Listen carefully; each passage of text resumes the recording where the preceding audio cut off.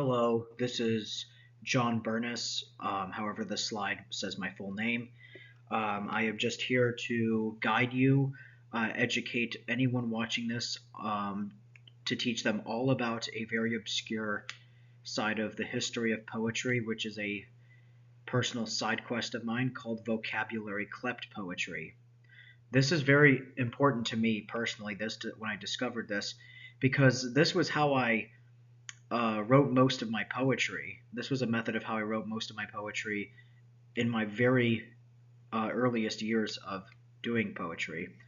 And then among the years, digging deep, dark into the internet, I find that it has a name, Vocabularyclept poetry, and learned that there's actually way more creative ways than the ways I've been doing it when I did it. So I felt this could contribute to many poetry enthusiasts like me, and I am just here to teach you on all about Vocabularyclept poetry. Vocabularyclept poetry is defined as a form of poem constructed entirely from the words of a pre-existing poem, rearranged into a new work. In other words, the poet steals the vocabulary of an earlier piece and recombines those words to create an original composition. The term vocabularyclept itself is telling. It fuses the common word vocabulary with the Greek root klepto, meaning to steal. Etymologically, then, it implies stolen words. Conceptually, this technique belongs to the broader category of found poetry or constraint-based writing, where the artistry lies in curating and reordering existing language rather than inventing new words. Long before the term was coined, avant-garde writers had explored similar ideas. Tristan Tzara, a Dada poet in the 1920s, famously described a method to create a poem by randomly pulling words from a hat filled with clipped newspaper text. Such Dada experiments introduced chance and collage and indeterminism into poetry. It had already been put into music by John Cage, and into philosophy, I'm sure, centuries before that, but now it's done into poetry, which was actually, from what I found, not recognized as a serious form of art until I think E. E. Cummings. Um, so, um, so chance and collage into poetry, effectively prefiguring the notion of rearranging someone else's vocabulary. Mid-20th century artists expanded on this. Brian Gysin, who was a huge influence of me personally, and William S. Burroughs employed the cut-up technique, slicing printed texts and reassembling the fragments to generate unexpected new messages. These historical precedents established the artistic validity of remixing and recombination in literature. Within this continuum, vocabularyclept poetry emerged as a more formalized practice by the late 1960s, explicitly defining the challenge of recomposing an entire poem's words into a new poetic work. This set the stage for the first concrete examples and the coining of the term, which we will now explore in the next slide. The vocabularyclept concept was first formally proposed in 1969 by Howard W.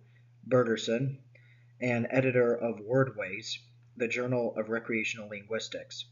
Bergerson presented a challenge in which he provided readers with an alphabetically ordered list of all the words from his little-known 1944 poem titled Winter Retrospect. The task was to rearrange every one of those words into a new poem. By stripping his poem down to its raw lexicon, Bergerson initiated a kind of literary puzzle. Could a poet create a new, meaningful work using exactly the same vocabulary as the original? An excerpt from Bergerson's original poem shows its wintry imagery and tone, but for the challenge, all that remained for participants were its disassembled words. The call did not go unanswered. Later in 1969, British puzzler and poet J. A. Lindon rose to the occasion. Working without ever seeing Bergerson's verses, Lindon recombined the provided word list into his own version of Winter Retrospect, a completely different poem in content and style.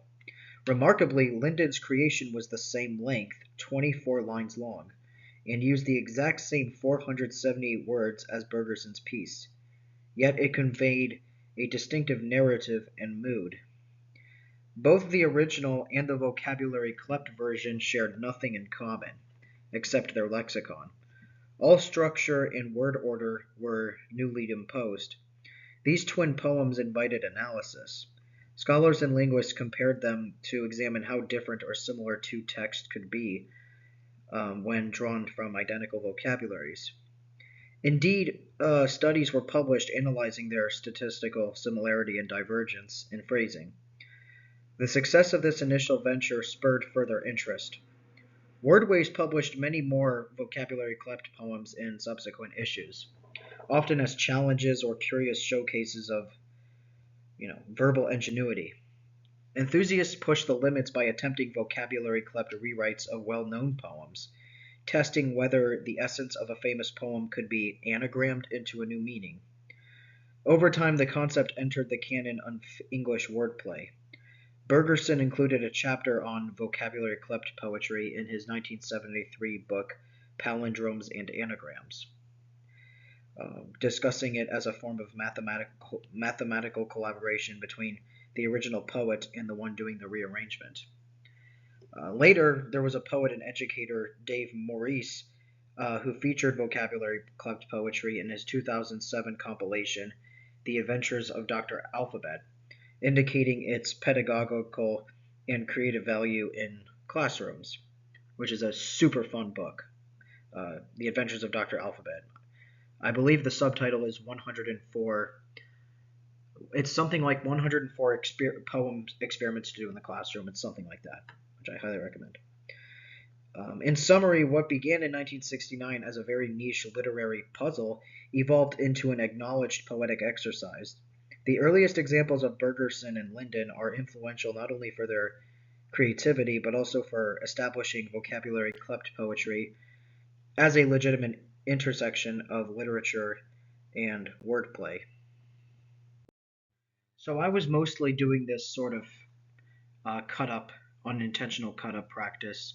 I started it right as the pandemic started, right as COVID was in full swing. So this would have been from early till late in the summer of 2020. So I would have been 18 years old and in 12th grade doing this, which was profoundly educational. And obviously, this was not just Sarah Teasdale. I did it with a lot of the Sufi poets like Rumi as well. So definitely I was into the more spiritual religious poetry when I started doing it. I just thought, the writing styles were a lot more intense back then, and intense is good sometimes. So of course it gave me the typical insights of changing the order of words and altering meaning and tone, while keeping that sort of sense of emulation of the original poet intact.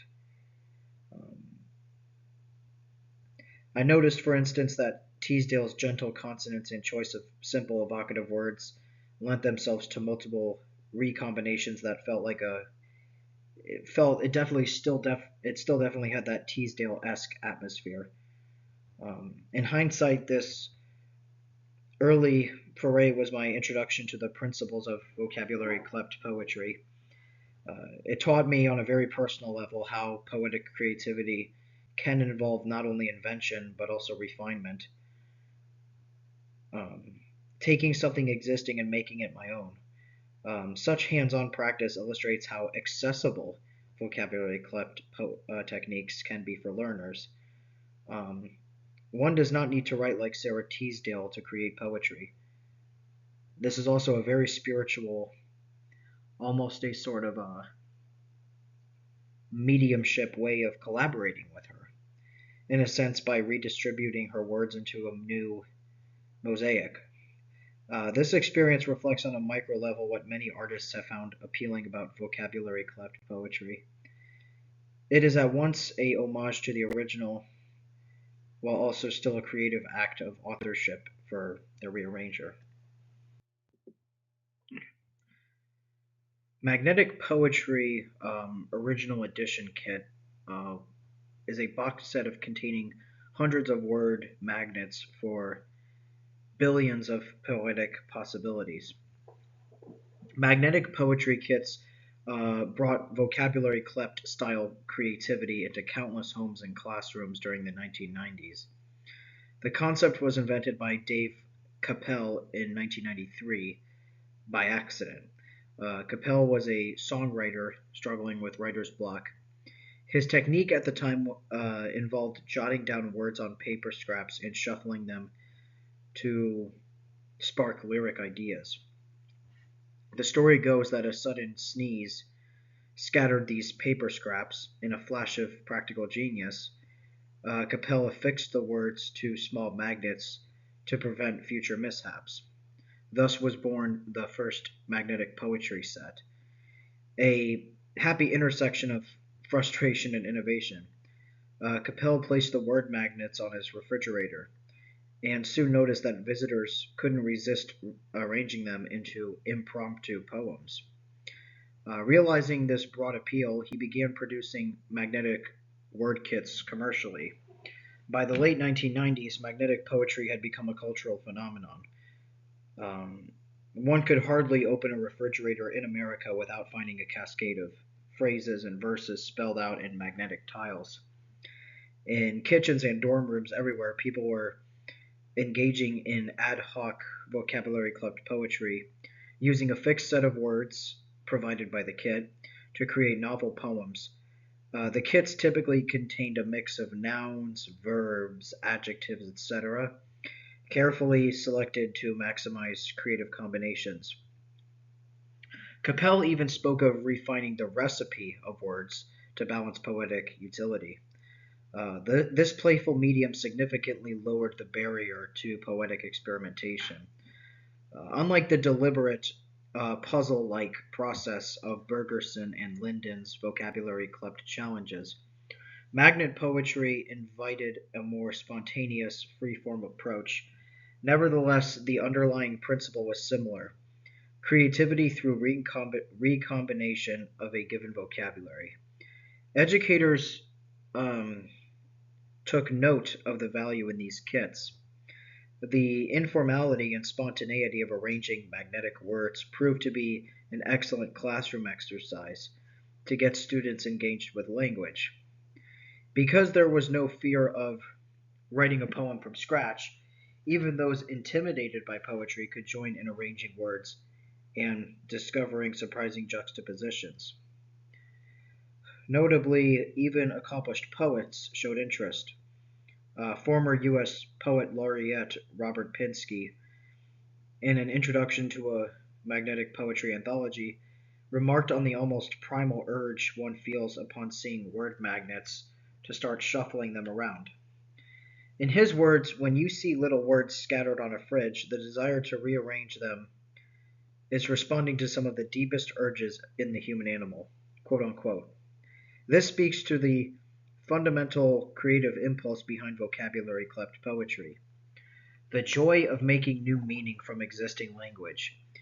Um, so, poetry had a significant cultural and educational impact, provided the practice of poetic arrangement far beyond niche avant-garde circles. By the turn of the millennium, this fridge door poetry had familiarized an entire generation with the concept that shuffling words can be a form of poetry in and itself. It was a tangible, hands-on incarnation of Vocabularyclept principles, and it paved the way for thinking about how such techniques could be further disseminated, including via emerging digital platforms. Which brings us to languageIsavirus.com. So, as we moved into the 21st century, the rise of the internet created new avenues for the kind of creative play exemplified by magnetic poetry and Vocabularyclept writing. One landmark in this transition is languageisavirus.com, a website established, I believe, around 2001, uh, which was named after William Burroughs' famous idea that language is a virus.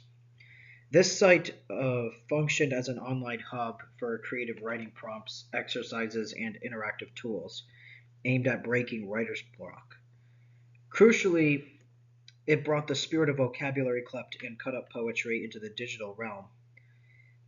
Language as a Virus provided users with web-based applications to manipulate text in various ways.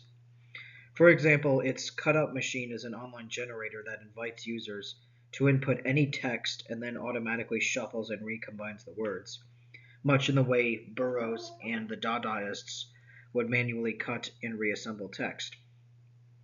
The site explicitly notes the inspiration from Burroughs' cut-up method, thereby acknowledging its roots in those earlier experiments. Another feature on the site is a digital analog of magnetic poetry, sometimes called electric poetry kits. These allowed users to select a themed word list, often drawn from a famous author or a particular genre, and then drag and drop those words on the screen to compose poems.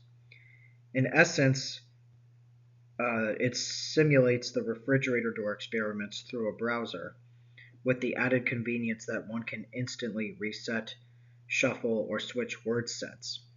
The contribution of languageasavirus.com to Vocabularyclept or modern poetry in general is significant in a few ways, I think. It preserved and propagated the technique during the early internet era, introducing it to users who might never have encountered wordways puzzles or even physical magnet kits. A person stumbling upon this site could experiment with recombining Shakespeare's words or generating random juxtapositions with a few clicks. Sorry, I needed water. Experiencing the creative thrill of Vocabularyclept composition firsthand as well. The site also contextualized these tools with a literary tradition. Images of figures like Burroughs, Tristan Tzara, and others on the site remind users that what they're doing is part of a broader artistic movement, not just a silly board game. In that sense, it helped legitimize digital play with text as a form of literary experimentation. Finally, by making such tools freely accessible, languageasavirus.com globalized the practice. What was once perhaps done in a small local circles or for personal amusement could now be shared via forums or saved and published online. The site acted as a repository and catalyst for community building among practitioners of cut-ups and found poetry. Users could generate a Vocabularyclept poem and then easily share the result on blogs or message boards, helping to spread interest. Culturally, as one commentator noted, by the 2010s, the traditional fridge door had lost its central place, with the decline of physical magnets and the rise of smartphones. But our age-old impulses to play with words did not disappear. They migrated on the internet. Language as a Virus was a pioneer in facilitating that migration. It ensured that the Vocabularyclept technique remained not only alive, but increasingly convenient and varied in the digital age, setting the stage for even more advanced technological assistance in poetic creation. Which brings us to today. And what we have today is AI. In recent years, the process of creating Vocabularyclept poetry has been revolutionized by what is single-handedly revolutionizing all aspects of life: artificial intelligence and powerful language algorithms. What once might have taken a poet hours of manual effort, listing all of the words of a source poem and thoughtfully rearranging them, can now be accomplished in moments with the aid of a computer. For instance, from a computational perspective, generating a Vocabularyclept text is a straightforward task. One needs to take the original poem, tokenize it into words, and then output those words in a new order. Researchers and digital poets have implemented simple programs to do exactly this. In one example, scholar Nick Montfort demonstrated a program that, given an input sentence or text, can produce a vocabulary-clept version of it, rearranging the words. Such demonstrations show that even a few lines of code can reassemble an existing text words into a new sequence, underlining how amenable the form is to automation. But beyond basic scrambling, modern AI can bring intelligence into the remix. Large language models, the AI systems behind today's chatbots, have been trained on vast corpora of text and can both analyze and generate human-like language. These models, for example, would be OpenAI's GPT-3 and GPT-4, which skyrocketed in popularity in 2023, are capable of following instructions to use only specific words or to transform input text in constrained ways. This means one can prompt a sophisticated chatbot with a request like, "Here is a poem. Write a new poem using exactly these words and no others." The AI will then produce an output that is a vocabulary-clept poem, often attempting to preserve some poetic coherence or some sense while adhering to the constraint. The difference between this and a random shuffling is that the AI can use its learned knowledge of syntax and poetic styles to create a result that reads fluidly and artistically, rather than just a jumbled list. The upshot of these technological advances is a dramatic increase in accessibility and experimentation. For the general public, it is easier than ever to try out this obscure form of poetry. One can use a simple online tool, a mobile app, or even converse with a chatbot to generate a fine-tuned, rearranged poem. This fulfills the prediction made by observers at the dawn of the digital age that new technology would widen the reach of such word collage practices. Um, we now see a proliferation of creative outputs that use found text and recombination, from Twitter bots that generate poetry from trending words to AI-assisted poetic remixes of Shakespeare or other classics made by hobbyists. In academic and educational settings, these tools also feature prominently. In creative writing classes, an instructor might use an AI to instantly produce a vocabulary-clept variant of a famous poem, then have students analyze how the rearrangement alters the meaning or tone. A task that vividly demonstrates the impact of word order and context. Of course, the growing role of AI in creative domains raises compelling questions. When a machine recombines words to make a poem, where do we locate the authorship or the creative act? Is it the person who supplied the original poem, the algorithm's designer, or the AI itself following the learned patterns? Um, some of these questions extend beyond the scope of this lecture. What is clear is that the core principle of vocabulary-clept poetry remains perfectly relevant and intact in this digital era. The art emerges from transformative reuse of language, whether done with scissors and glue, refrigerator magnets, a web-based cut-up engine, or a sophisticated AI model. It carries forward the same core principle, finding beauty and meaning not by adding new words to the world, but by rediscovering the potential of words that already exist. The progression from Bergerson's 1969 challenge to today's AI-driven experiments encapsulates a broader evolution of how we interact with text. Yes, it also highlights a continuity, which is our enduring fascination with remixing language and the creative surprises it can yield. And these are all the references that I used for this lecture. I really enjoyed doing this, even though it was very challenging, as I feel this will become more and more fun, and hopefully will have the same revival in a few years from now as it did in the 90s with the magnetic poetry kits, because now you can do it in 1 second with a chatbot. So, and it stretches way back to my way early infancy of doing poetry, which was taking a walk in the park in the middle of the pandemic, taking walks by myself and reading Sarah Teasdale, and then rearranging her poem so that I have a new poem now. and in an unintentional way, I collaborated with Sarah Teasdale that way. So, yep, this has been John Burness giving you a overview and history of vocabulary-clept poetry and obscure form of modern poetry and predecessor to cut-up poetry. And I hope you all have a wonderful day or night, and I am out.